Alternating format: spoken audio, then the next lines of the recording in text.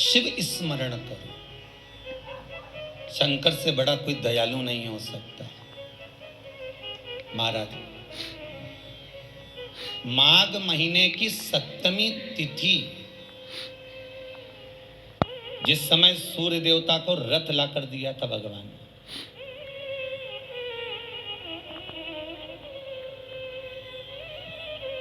खुद भोलेनाथ नंदी पर घूमते हैं, पैदल घूमते हैं, पार्वती के साथ में काशी में विहार करते रहते हैं। उनके पास में कोई रथ नहीं है मेरे भोलेनाथ के पास। धर्म ध्वज हैं वो, नंदी ध्वज हैं वो, और उनके पास में कोई रथ या कोई बहुत जिसके घर की बहुदेव सेना हो, सेना लेकर कहीं जाना ही नहीं पड़े, केवल बहू को खड़ी कर दो सामने। वैसे भी आज की बहुओं भी देव सेना से कम नहीं है रे, वैसे तो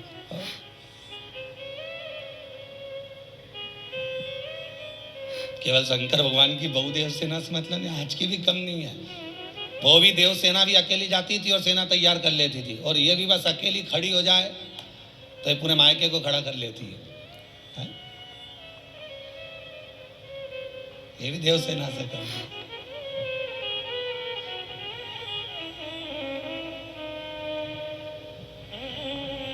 भगवान शिव की बहुदेव सेना है तो शंकर के पास तो रथ होना चाहिए, पर नहीं, दे दिया रथ, तुम रखो, तुम्हारे पास में रखिए।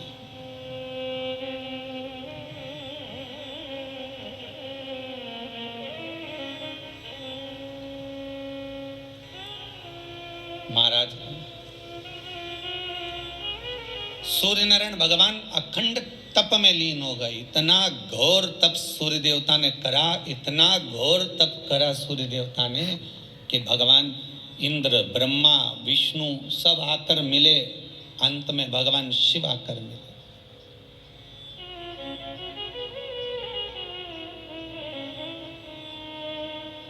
भगवान शंकर पधारे, सूर्य उठिए,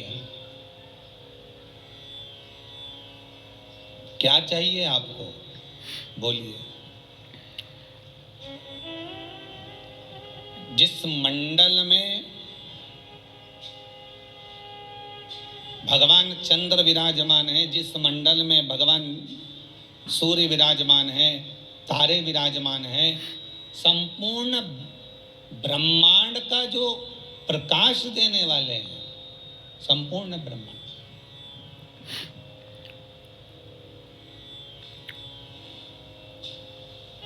चंद्र भी सुख प्रदान करने वाला, वो भी शंकर जी के पास में, और सूर्य भी भगवान शंकर के पास।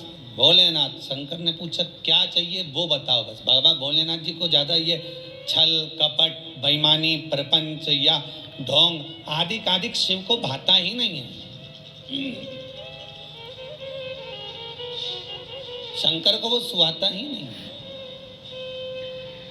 भगवान शिव को तो केवल एक निर्मल भाव, केवल आप जो दिल से मांग लें, जो दिल से कह दें, तो भगवान को स्वीकार हो जाता है, वो भगवान को प्राप्त हो जाता है। और बाबा शिव शंकर भोलेनाथ ओगड़दानी तुरंत कहते हैं, मांगो, तुम्हें क्या चाहिए बोलो,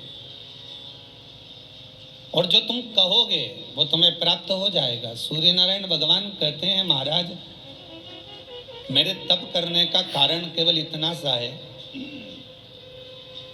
मेरे तप करने का कारण केवल इतना है कि जब मैं देव कार्य के लिए, जग कल्याण के लिए, जग हित के लिए जब मैं जाता हूँ तो मुझे जाने में, जग कल्याण में थोड़ा समय लग जाता है। महाराज, गांव में सत्यनारायण की कथा चल रही है, गांव में अखंड रामायण चल रही है, गांव में सुंदर भगवान का पूजन पाठ हो रहा है मंदिर के अंदर, गांव के मंदिर में अखंड रामायण हो रही, गांव के मंदिर के अंदर भंडारा भोजन हो रहा है, गांव के मंदिर के अंदर पारायण चल रही है, या कोई पूजन पाठ हो रही है। है या कोई साधना हो रही है।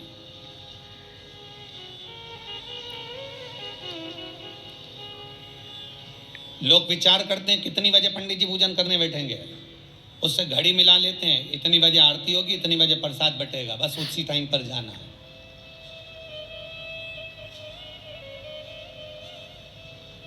हमें उसी समय पर पहुंचना है, हम उस समय पर वहां चले जाए। एक समय निश्चित कर लिया आपने कि मंदिर जाना है या वहां पर अनुष्ठान हो रहा है, वहां पूजन हो रही है, तो अपन आराम से चलेंगे, जब प्रसाद बटेगा तब, अभी थोड़ा हो जाने दो, यज्ञ हो जाने दो, हवन हो जाने दो, उसके बाद चलेंगे। पर नहीं, शिव महापुराण कहती है अगर किसी स्थान पर देव कार्य हो रहा है, किसी स्थान पर पूजन हो रही है, किसी स्थान पर स्मरण होने वाला है, उस भूमि को देव कार्य हो उससे पहले ही एक बार जाकर शीश नवा लेना चाहिए।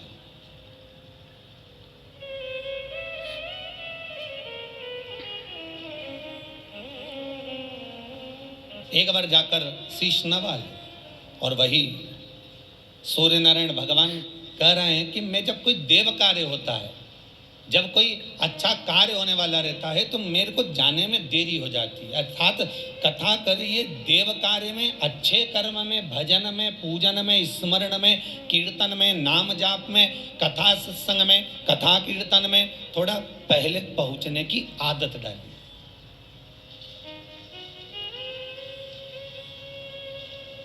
और लोगों की आदत जो होती जा रही है वो आराम से बाद में जाने की। जब पूरी सत्यनारायण जी की कथा हो जाए, फिर जब प्रसाद बटने लगे और आवाज आना चालू हो जाए, बच गई रे भागवत गीता, बच गई राम संग सीता। जब 4-6 माताएं बैठ कर जब ये भजन गाए, या वो भजन कौन सा थे, श्री सत्यनारायण महाराज दाक्षिरोंजी को भोग लगे श्री मेवा को।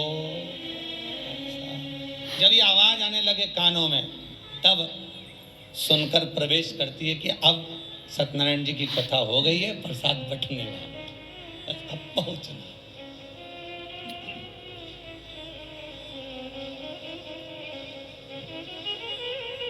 ये सूर्यनारायण भगवान की कथा कहती है कि देव कार्य में आगे रहो, सत्कर्म में आगे रहो और पाप कर्म में पीछे। कहीं निंदा हो रही हो, बुराई हो रही हो, अब मैं क्या बताऊं। सवेरे सवेरे मॉर्निंग वॉक में आज मौका मिला, दूसरी रोड पर घूमने के लिए चले गए।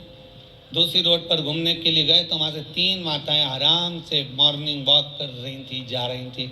अब उनकी स्पीड भी अच्छी, हमारी स्पीड थोड़ी कम, हम पीछे पीछे। तो हमने देखा, एक वो हमारे साथ में गौतम चौरसिया भी था, तो वो भी हमारे साथ। तो हमने क्या देखा कि वो तीनों बारी बारी, मेरी बड़ी बहू तो ऐसी, भैया कल दाल बाटी बनाई, वहाँ से पूछी ही नहीं उसने, दाल बाटी की तो बना के रख के चली गई। फिर बीच में चल रही थी, वो थोड़ी चुप थी, इधर वाली बोली, हाँ बहुन तो हो ही ऐसी, हमारी भी ऐसी कैसी धरी, मॉर्निंग वॉक कर रही है। फिर बीच की बोली, हवरी सही बात है बिल्कुल, बहुन तो सब ऐसी आ रही, बाप कहीं होगा इनका।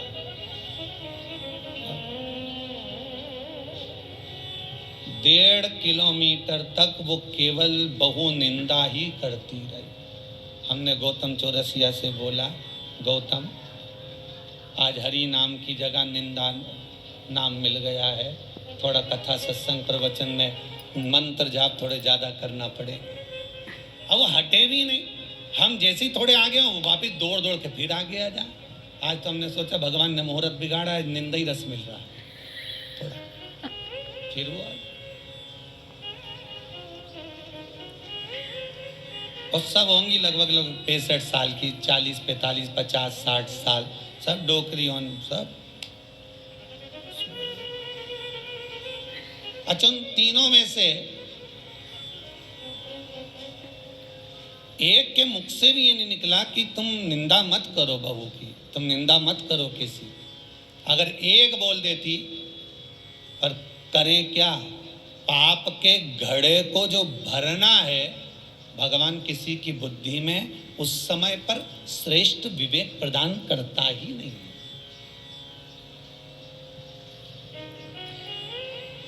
श्रेष्ठ विवेक नहीं देता।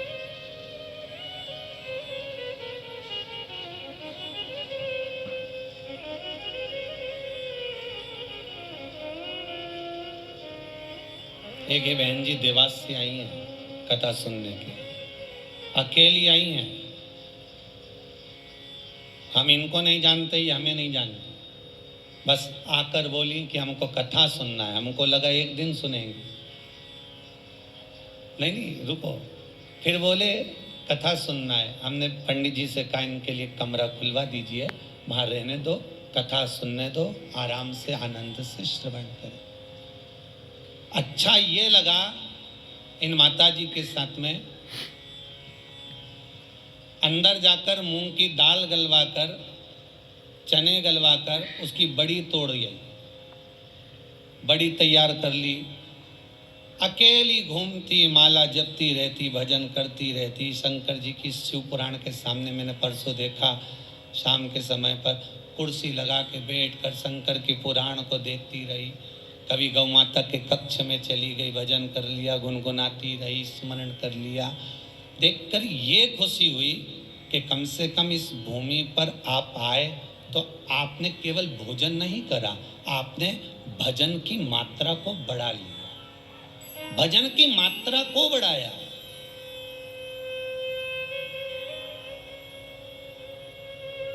और जी ऐसे लोग इस आश्रम में, इस गौशाला में, इस वृद्धाश्रम में, इस कुबेरेश्वर भंडारी के मंदिर में रहे, मना नहीं। खूब कथा सुनो, पेट भर कर भोजन करो, पर उससे ज्यादा प्रबल है कलयुग केवल नाम आधार।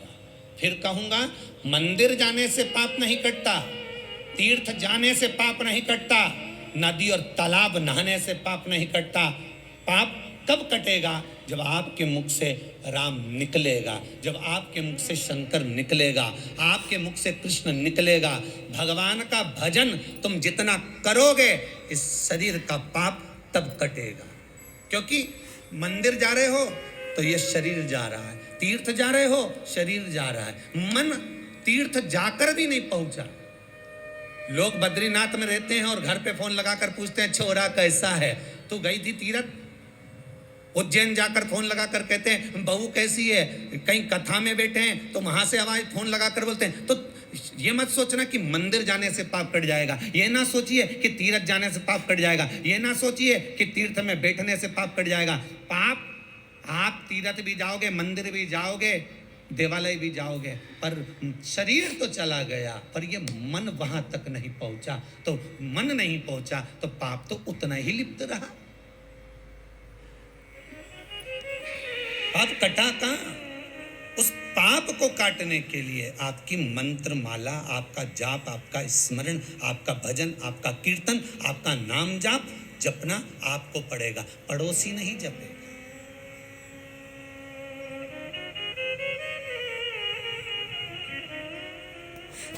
अम्मा मर गई, पंडित जी बोल रहे एकादशी दो। अब बड़ी बहू भी 2-3 एकादशी दे रही, छोटा बेटा भी 2-4 एकादशी दे रहा, बड़ा भी दे रहा, सब एकादशी मत दे रहे हैं। अम्मा मर गई, एकादशी दे रहे। अब बड़ी बहू का मन बिल्कुल नहीं रहा, भूखा तो रेता नहीं बने, अब डोकरी को एकादशी तो देनी पड़ेगी। तो दूसरे से क्या आशा रखना आपको? अपनी एकादशी खुद करते चले।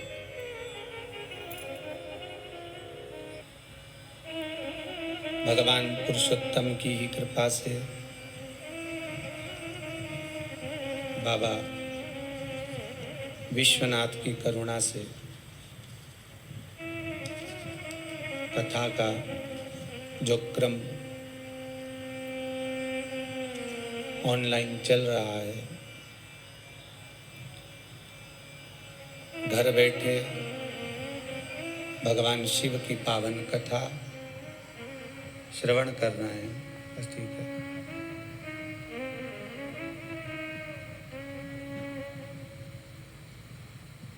एक मन में भाव था कि अधिक मास की कथा वैसे तो बुकिंग थी गीता प्रेस की, गोरखपुर की, गीता वाटिका की। एक बुकिंग थी देवास की, एक थी खरगोन की, और एक थी यूपी की। पर बाबा को कहीं कथा अगर वहां होती तो केवल वहीं तक रह जाती। पर पुरुषोत्तम शिव महापुराण की कथा जो ये गौशाला पर कुबेरेश्वर महादेव के इस पावन मंदिर प्रांगण में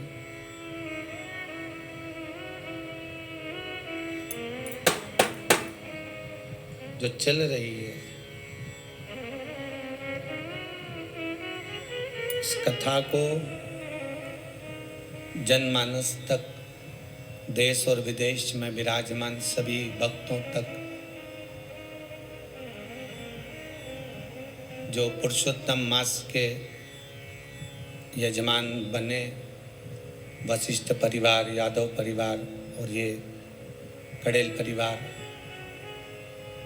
श्री सत्यनारायण जी कड़ेल सपत्नी यहाँ विराजमान रहे।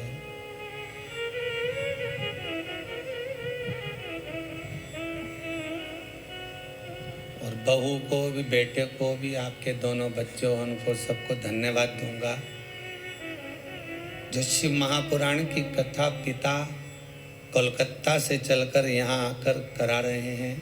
तो बेटे और बहू, बच्चे, उनको यहाँ तक लेकर आना, छोड़ना और सब आगे रहकर कि मम्मी पापा ये करें, ऐसा भाव उनके भीतर आया। साथ में भाभी जी की बहन जी भी साथ आई हैं, उनको भी बहुत बहुत साधुवाद है।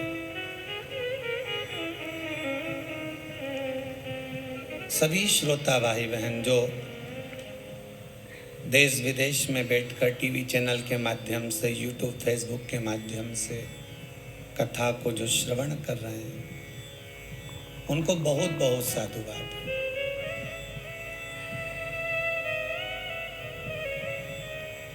शंकर की कृपा होती है तब जीव कोई सत्कर्म कर पाता है। कमाने को तो एक वैश्या भी धन बहुत कमाती है, पर वो सत्कर्म नहीं कर पाती है, वो धन को सदुपयोग में नहीं लगा सकती।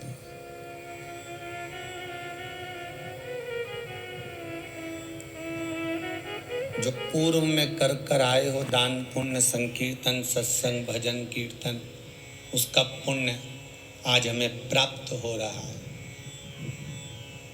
और जो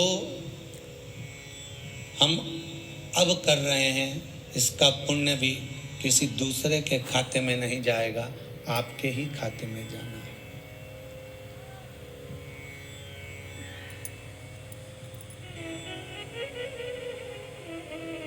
यदि पिता किसी से कर ले लेता है, कर्जा ले लेता है, तो उस कर्जे को पिता ही चुकाए,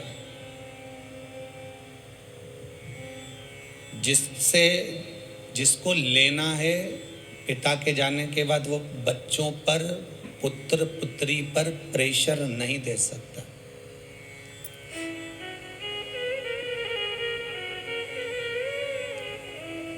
कि आप हमारा पैसा लौटाइए, पर पिता मर गया, कोई चला गया और बच्चों से कह गया कि श्रीमान से, इस व्यक्ति से धन लेना है 5 लाख, 10 लाख, 20 लाख, तो बच्चे पीछे पड़कर वो ले सकते।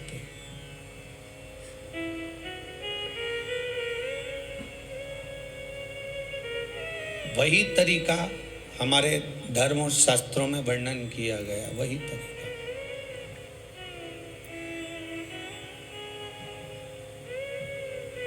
कि यदि आप पुण्य जो कर रहे हैं, आप सत्कर्म जो कर रहे हैं, आप भजन कर रहे हैं, आप दान कर रहे हैं, आप नाम जाप कर रहे हैं, इसका जो पुण्य है, आपके संतान, पुत्र पुत्री, पोते नाती पंती, ये भी उस पुण्य को अपनी ओर खींच लेते हैं।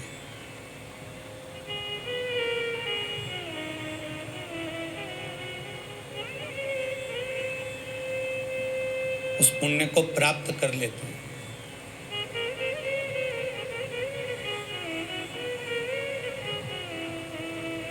जैसे माघ महीने की सप्तमी तिथि,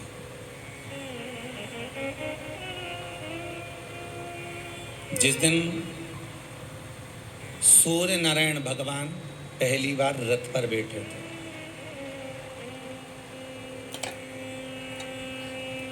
भगवान सूर्य नारायण पृथ्वी पर विचरण करने के लिए आते, देवलोक में विचरण करने के लिए आते।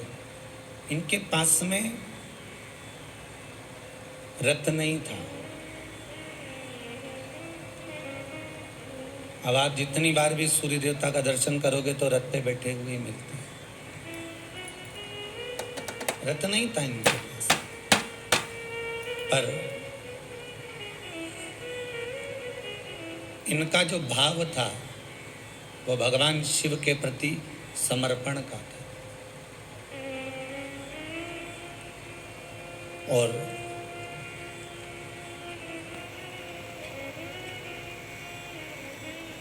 समर्पण का भाव रखकर भगवान देवाधिदेव महादेव से सूर्य देवता ने प्रार्थना की।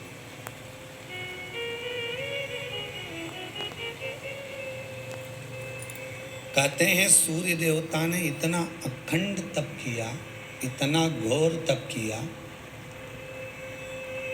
सारे देवता उनके पास जा जाकर विनती करने लगे कि आप इस तप से हट जाइए, आप इस तप को समाप्त कर दो।